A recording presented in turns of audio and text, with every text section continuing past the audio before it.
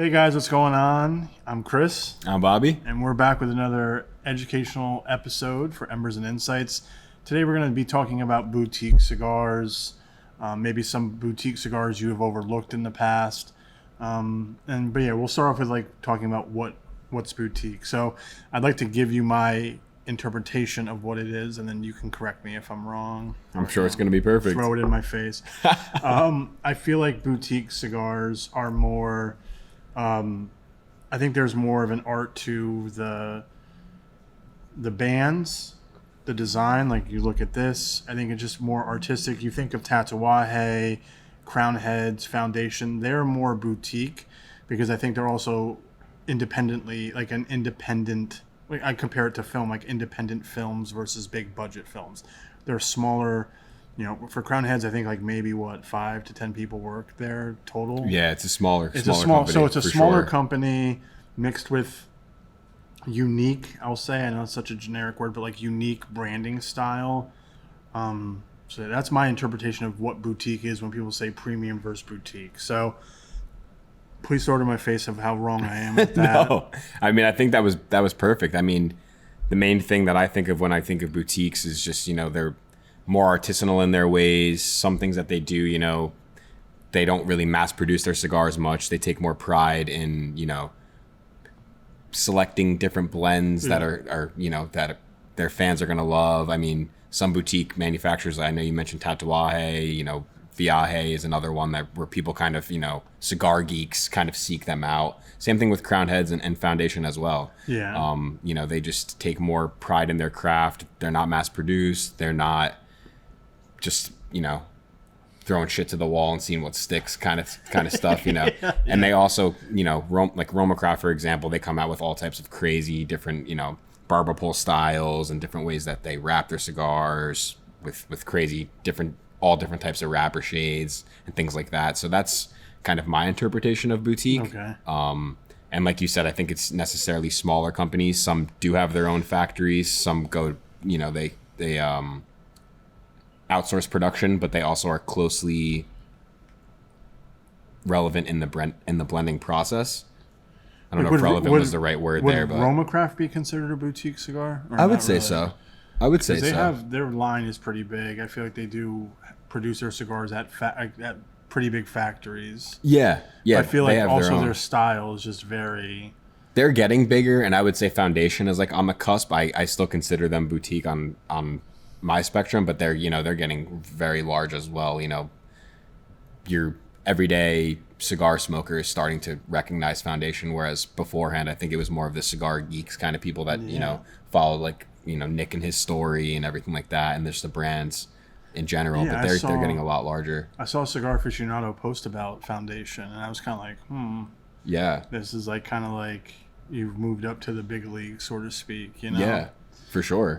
Today we're smoking the Black Label Trading Company Bishop's Blend, Lancero, I would say. Yeah, I think it's a 7x42. Yep. Yeah.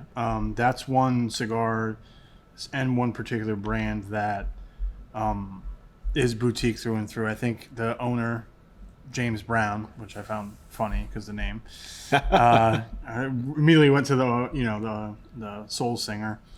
That's what I thought too. Yeah, or when I first heard of Rafa Nadal, I was like the tennis player. Yep. But no, James Brown, I believe his wife run the company, and it's all of them kind of making the blends together, creating the concepts for the box, the bands, the artwork, things like that. They also have a cigar company, Blackwork Studio, under that as well. That's very boutique-y as well, if that's even a word. So yeah, I mean, to start it off, I think this is one boutique blend people may have overlooked. And when we say overlooked, we're not necessarily saying it's not being respected or it's not being mentioned as the greats yet, because I think it would be tough to name like what's the greatest cigar of all time. It's not really similar to sports and even movies. Yeah. I think you go by year, when there's top 25 lists out of all different publications. I think that gets a kind of a good grasp of like what people are smoking within that publication, what they like. You can see trends that way, but I feel like these are just some, if you're a beginner cigar smoker, you might not really know what boutique cigars are, if you've smoked boutique cigars or not yet.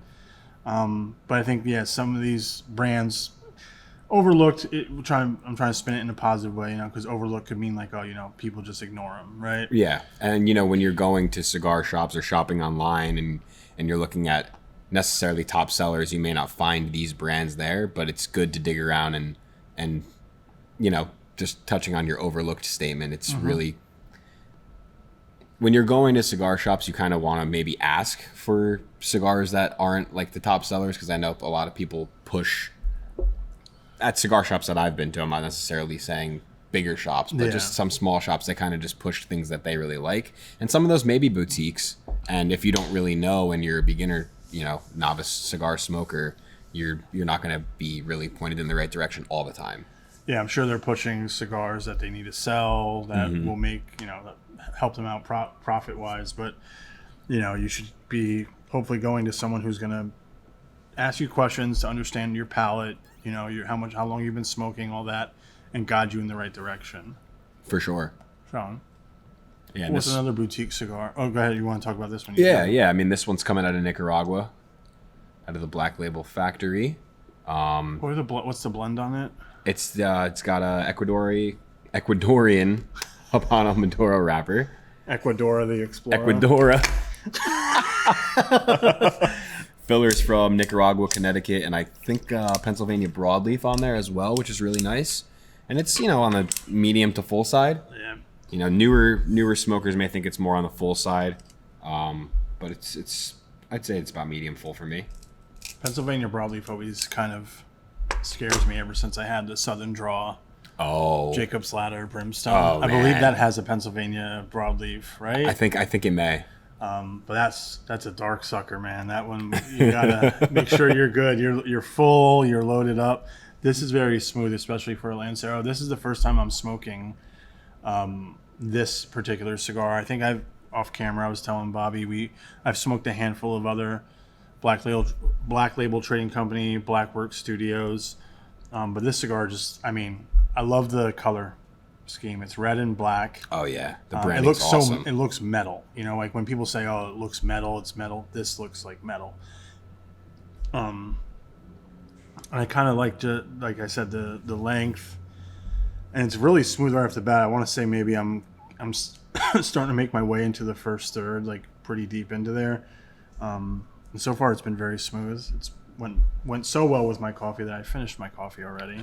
Damn, man. Okay. What's that, number 3 for you today? Only 2. All right. Might have to make a third one if we're going to continue to film other stuff. But no. I won't knock you on that. How's yours? I'm nursing the shit out of it, man. I've been drinking this since 9 a.m. Every video we do, he's going to have that.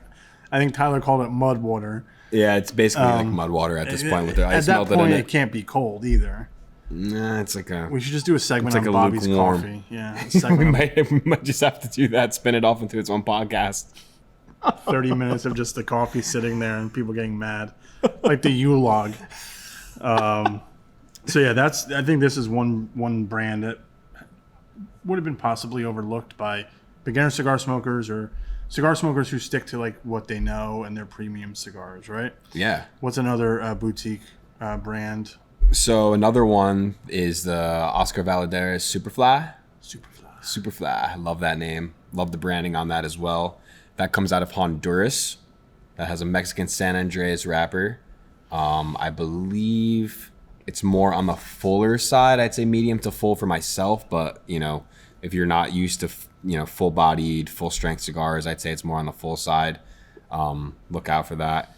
There's fillers from the DR, Honduras, and I believe Nicaragua in there, and the binder is Honduras as well.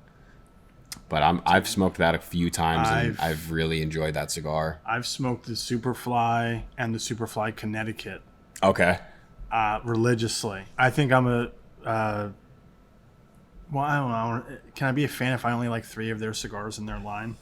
But like I smoked. They have 3. A ton of cigars. Yeah, but I've only smoked 3. Well, no, I've smoked the Leaf by Oscars a bunch. Yeah, you smoked the Leaf by Oscar. I like them. But what about the 2012s? Oh yeah. Yeah. 2012s was good. Yeah. But there's nothing better than, to me, Superfly and Wild Hunter are right there. Oh yeah. But the Superfly, if you haven't seen this, if you haven't smoked it, it has this purple band on it. Yeah, it's like 70s retro. 70s retro Yep. Superfly. The purple band looks beautiful on the Maduro, on the Mexican San Andreas wrapper, and on the Connecticut wrapper. Yeah. It does wonders for that. It pops. Yeah, but it just smoked so smoothly. I don't know which one I liked better. I think I like the Mexican San Andreas one a tad bit better, but the Connecticut was a nice surprise too. I don't believe I've tried the Connecticut before, so I'm gonna have to seek that out. Yeah, we had it in stock here in our studio, but I don't know if they, I'm not sure if it was like they were sold out and we didn't order anymore, but they went, man. Yeah. If I find a Wild Hunter in our studio, I grab that. I'm like, man, Yeah, man, you have to. if we need to shoot it or something, I'll bring it upstairs. But man, that's a cigar I'm grabbing. I'm smoking like the next day. It's like one of my favorites, and that's how I feel about the Superfly as well. Yeah, the Superfly is great. It's really great. So definitely check that out. Why do you think that's overlooked? That one really quickly. I would say most of, being a boutique brand and manufacturer, vendor, whatever you want to call it, at that Oscar is, they do have some bigger lines, but I feel like with, the 2012s and the other lines that they have, this one kind of does get overlooked occasionally. Mm-hmm. I wouldn't think that it should, because the branding pops, everything pops when you see it in a lounge or online. You're just kind of like, oh, well, I want to pick this up. But I feel like most people are just, I don't want to say the cigar market's saturated, but it is in a way. Yeah. So that's just another easy brand to get overlooked. But if you do see it out there, I definitely would recommend trying it, because, it's a bomb smoke.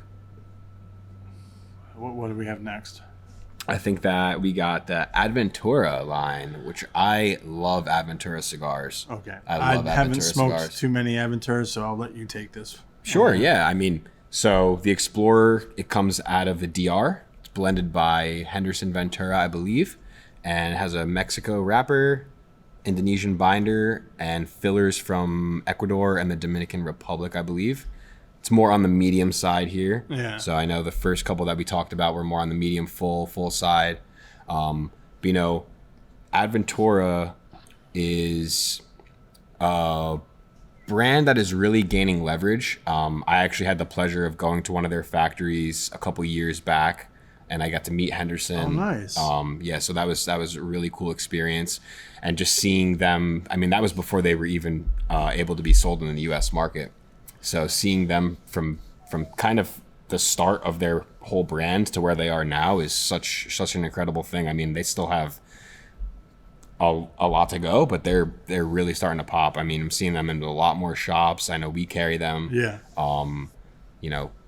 They have awesome lines, and the story behind the branding is just so cool. So where were they sold? You said they were only recently sold in the U.S. just a little bit ago. Where were they? Yeah, maybe like a few years ago they started to expand. Well, where were they selling prior? I believe it was just out of country. I'm not sure if it was Europe or out of country, but they didn't have, I don't know if they didn't have a license or not for being sold in the U.S. market, but that's something that, I was happy to see them kind of come back. There's different sizes in the Explorer line.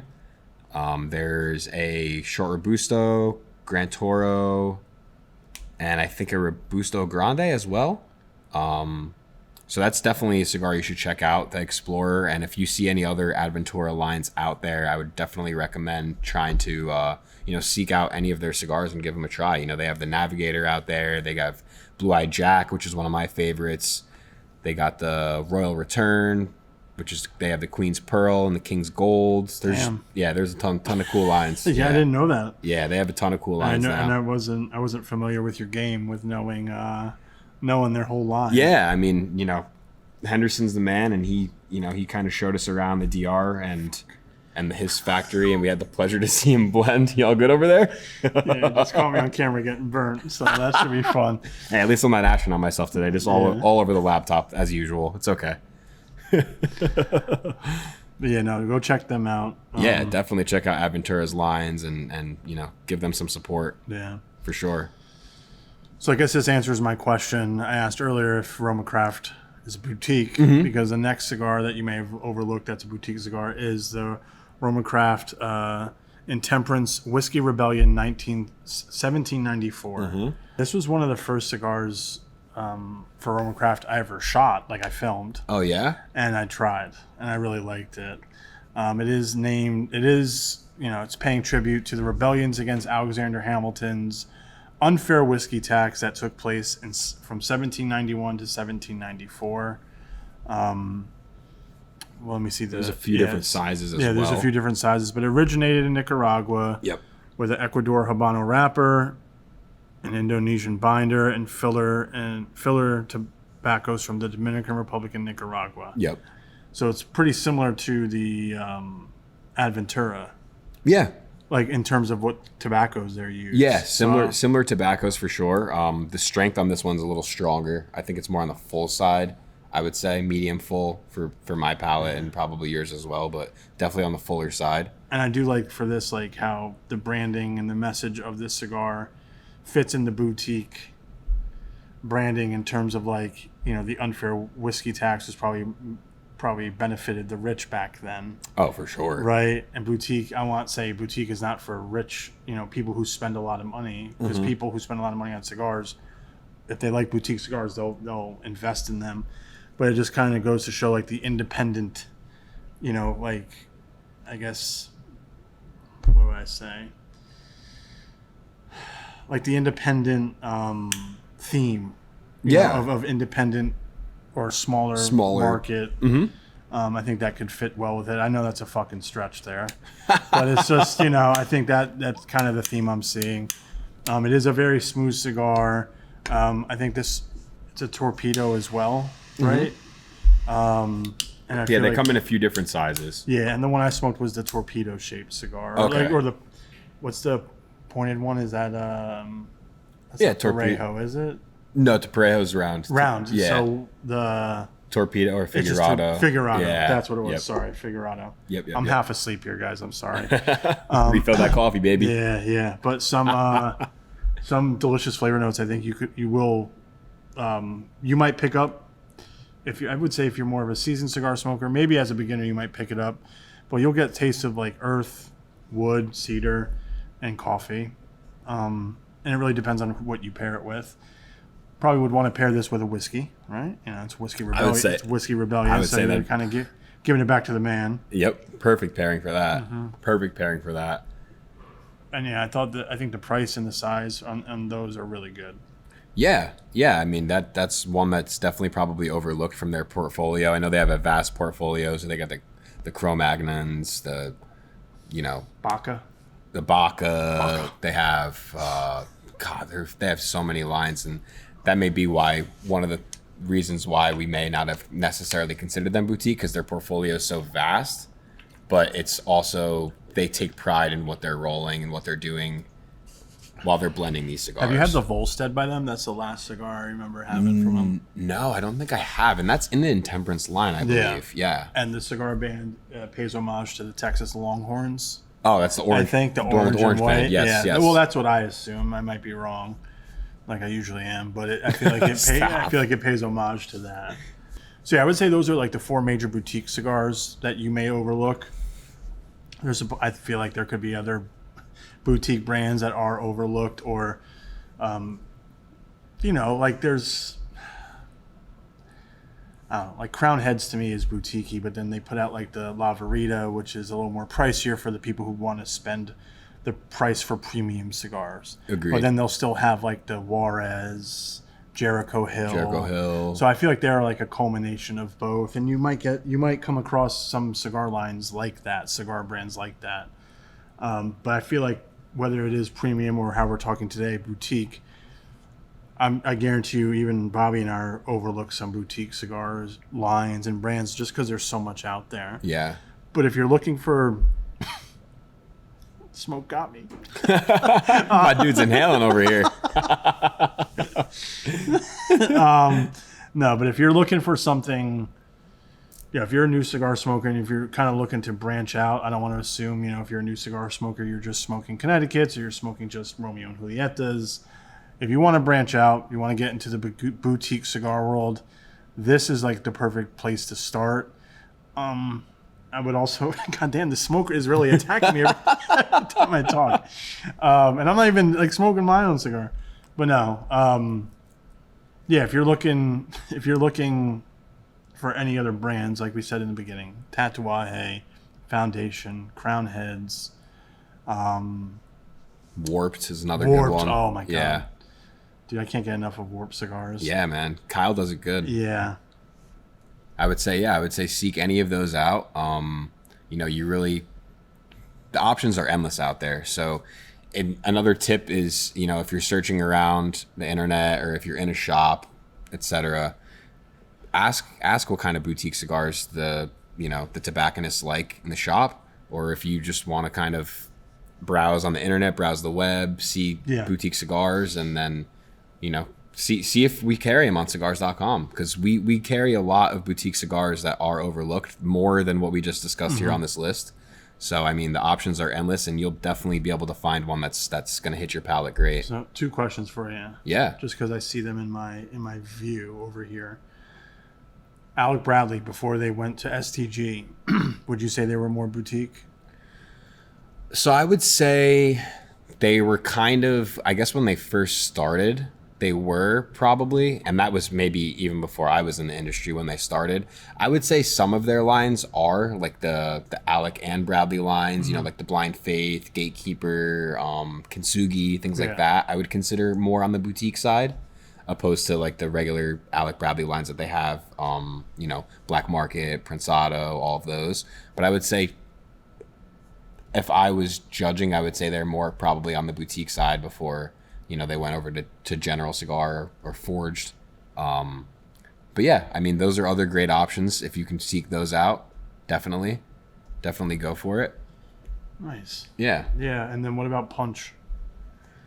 Because I know they make, so they're. I feel like they're considered, a lot of them are boutique. Maybe they're not. They have like boutique-ish releases. Like the Punch Dad's home movies, the Dad Bod. They're starting to do things like that, I guess, to cater to the boutique market. Yeah, they're fun gimmicks, and I don't want to say it in a bad way. They are fun, like, the branding around a lot of their lines are pretty fun. Yeah, and they have the ones that pay homage to, like, they have the one that's in the Chinese container. I forget the name of it too. Not bento box, right? That might be one of them. That may be one of them, but they have different ones too. So I would say that those are not necessarily boutique, but they have boutique feel to them with the marketing and branding that they do, which is cool. Nice. Yeah. So you guys, we appreciate you listening to another informational episode. Hopefully it was informational for you guys. I know I'm over here dying of smoke and exhaustion, but we appreciate you guys, looking or tuning in today. We have a blog that has a more in-depth discussion about boutique cigars. Some you may overlook, but yeah, I mean, if you are a new cigar smoker looking to get into the world of cigars, these are the 4 boutiques that I would really try to gravitate towards and try them out. If you feel like your palate is developing over time, over the first 6 to 12 months, I would say go for it. Definitely. So, but yeah, thanks again. I'm Chris. And I'm Bobby. And thank you guys again for watching another educational piece on Embers and Insights. Thank you.